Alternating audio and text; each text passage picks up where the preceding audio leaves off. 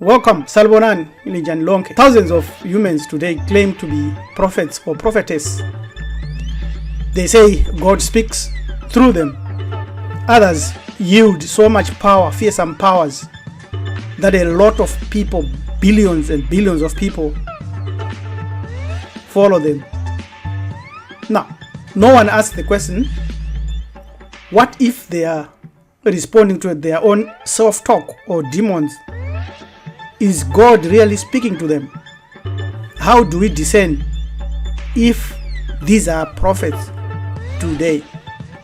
But what we know is that definitely some God speaks to these people, otherwise they would not have the powers that they yield. But there is something that billions of people miss. The billions miss the fact that to understand which God speaks to these prophets, they have to know that the real creator is unknowable. No human being knows the nameless one, because the nameless one is not a being or spirit, does not have a label, a title, and is not even energy, as we are taught to think. He has no power, or she has no power, it has no power. We don't know. There is no any form that you can subscribe to this, and it is very clear from that perspective that there has never been any human being that have ever heard the real creator speak or inspire them. So what's going on here? Because billions miss this crucial truth, they definitely would not know what is really happening, but they would go by faith.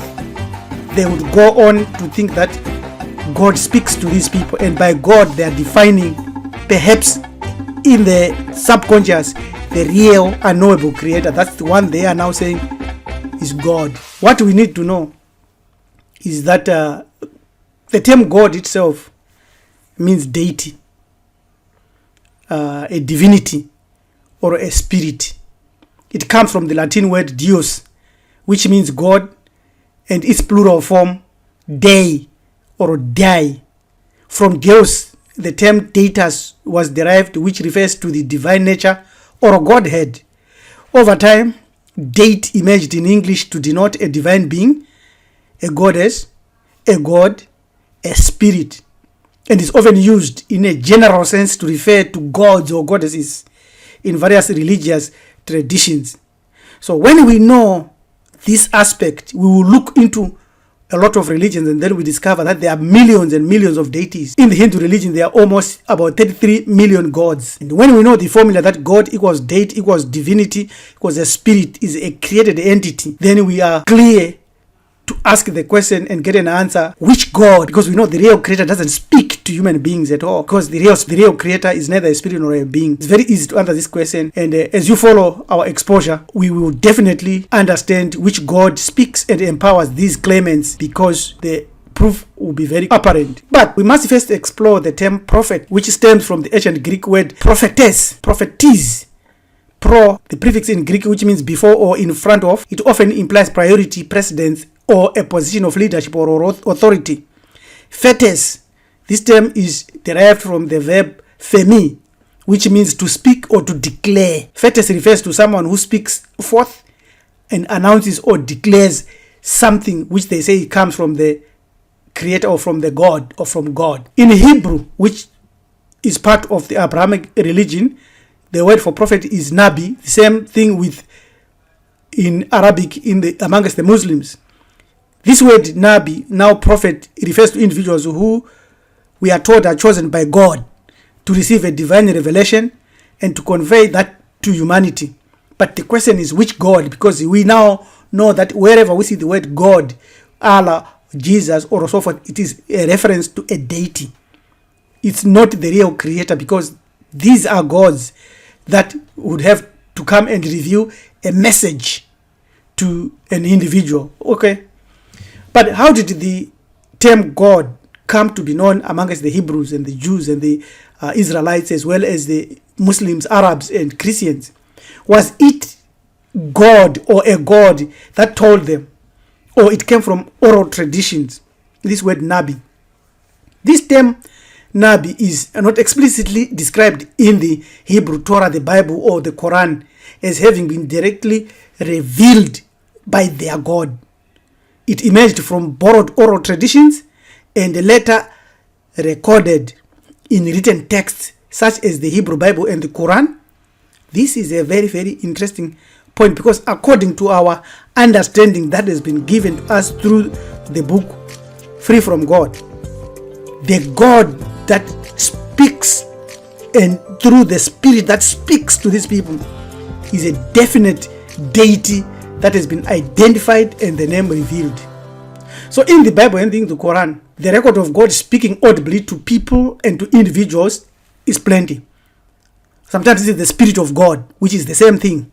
So in Exodus 3:14, Joshua 1:1, Judges 6:18, 1 Samuel 3:11, 2 Samuel 2:1, Job 40:1, Isaiah 7:3, Jeremiah 1 verse 7, Acts 8:26, Acts 9:15.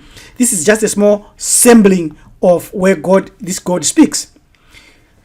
So the Lord spoke to Moses face to face, as a man speaketh to a friend, and he would return to the camp. But he 7, Joshua the son of Nun, a young man, did not depart from the tabernacle, in Exodus 33:11. In Quran, we find the Surah 73 verses 1 to 4. It says, "O you who wraps himself around a clothing, rise to pray the night except for a little, half of it, or subtract from it a little, or add to it, and recite the Quran with measured recitation." So this Allah is also speaking to the prophet. So we can see clearly that these deities are speaking. So we want to ask the question, is it the biblical God or a pretender spirit or a demon that speaks audibly even today to some or all of such instances?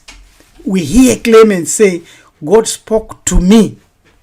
And the Bible, of course, clearly says God speaks through the prophets. There was a prophet here in Nigeria who prophesied that on April 25, 2024, the world will come to an end. And when that day came and passed, nothing happened. This same guy went on to say he fasted, and then God pardoned the world after he had fasted for 21 days.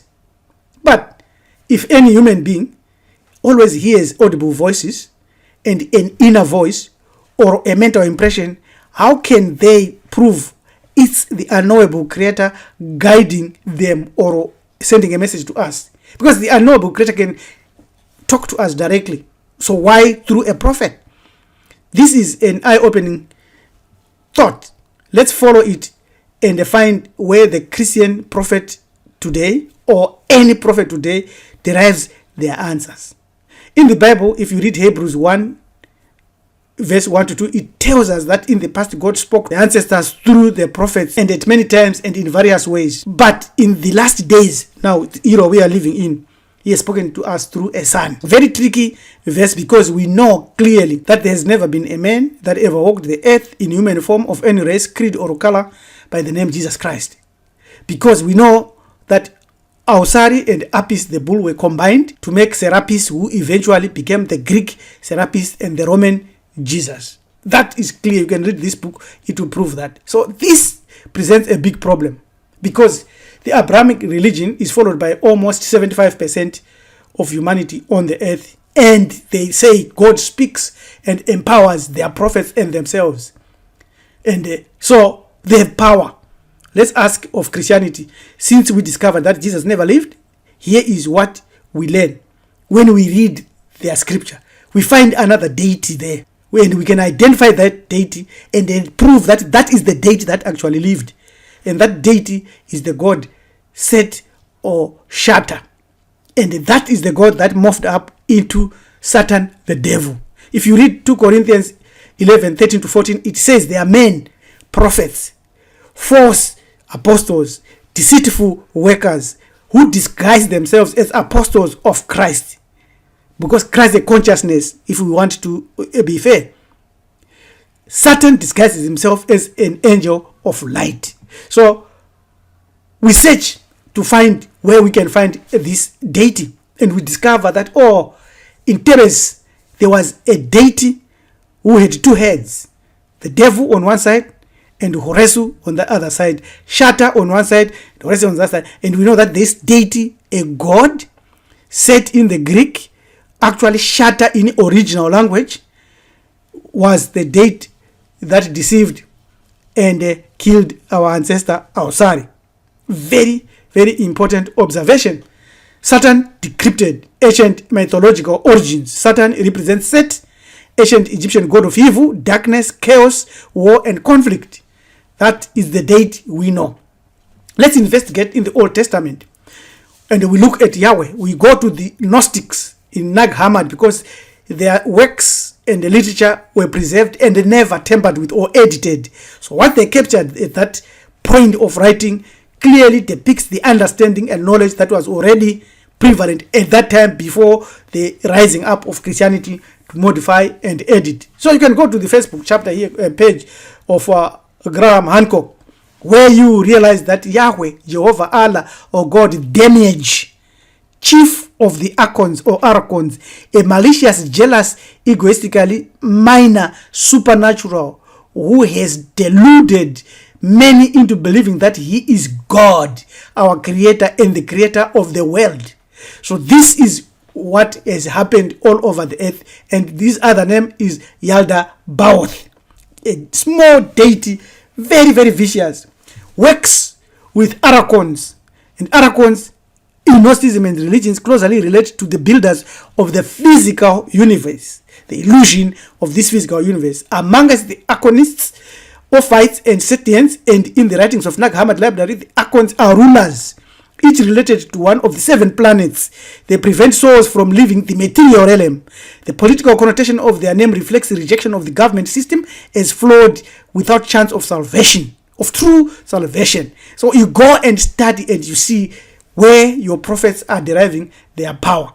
So we have answered a number of questions here and realized how hundreds of humans today are influenced and possessed and driven to become a prophet or a prophetess or a member that is guided, or a person guided by these prophets who derive their power from the Archons. While some of these people yield fearsome powers, you don't have to challenge them if you don't know some of the information we are sharing here. We know that they are most likely not responding to their own self-talk, but to the powers of the Archons. The proof is in the Old Testament, actually. If you read the book by Eric Van Daniken, Chariots of the Gods, it will prove that Ezekiel's vision was actually not a mirage. He actually witnessed a spacecraft driven by Archons, most probably, who are gods, and these are the ones that are using false prophets. You got also Elijah, who flew into heaven through a chariot of fire. Same story, similar to Ezekiel's chariot.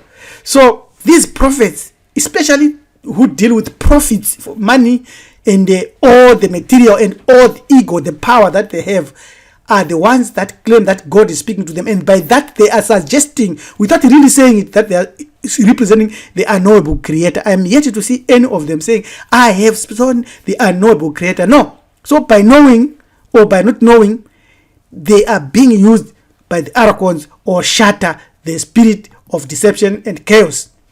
There are 2 major principles that you need to understand, and you must never miss them here. It is the principle of the real creator. The real creator is unknowable, is nameless, not a being or a spirit, does not have a title, and title is not energy or power or any form that you can think or imagine. Only deities who have all these characteristics. When you look in African traditional belief system and spirituality, this is the second fact now. We never had prophets. These prophets started to arise after colonization and enslavement. So it is clear, because of the term prophet and its definition, that it is actually demeaning if it is applied to African spirituality, because it fails to capture the full complexity of African spirituality and what it does. Because within African spirituality and melanin-dominant spirituality, there were individuals who served as spiritual leaders, as well as diviners, healers, and ritual specialists who played the role that encompassed a wide range of functions beyond mere prophecy. These are the ones that sustained and maintained our mystic system and our whole fetish protection system, which these prophets, all modern so-called African prophets, are being taught to remove from us and to put us into the frequency of worshipping the deities or the gods or the Archons. We had great leaders like Sekuru Chaminuka, who never taught Christianity and cannot be qualified today as a prophet. They are better and greater than a prophet. So all modern Africans who claim to be Christians, Muslims, Jews, they are following these prophets who are actually European missionaries because they are all fulfilling King Leopold's mission of destroying our spirituality. Now, in the book Free from God, you find powerful guiding principles that unveil eternal spiritual power and eternal spirituality that nurture profound wisdom and universal understanding beyond traditional religions and their constraints. You can grab your copy today to start this exciting journey of learning and knowing some of the aspects that we have shared today, and the more that we should need to share and we shall share in the future. Like and subscribe to our channel, leave a comment, and if you want to learn more and if you want to review a lot of other traditional systems, you can join us and subscribe to learn more from the 14 module Bantu Foundation course, its mystery, and all the other trainings that we offer. You can go to our website, marifado.com. You can email us on join@marifado.com. Even visit our Instagram on marifado_US. Till we meet again, subscribe to our channel, YouTube channel, as well as keep in touch. Your manager to people says yes. These prophets are not simple men and women. They have a spirit, and their spirit is not from the unknowable, unnameable, neither spirit nor being creator. That is a mystery. Amen. That is a mystery that few will know, but many will not know. Amen.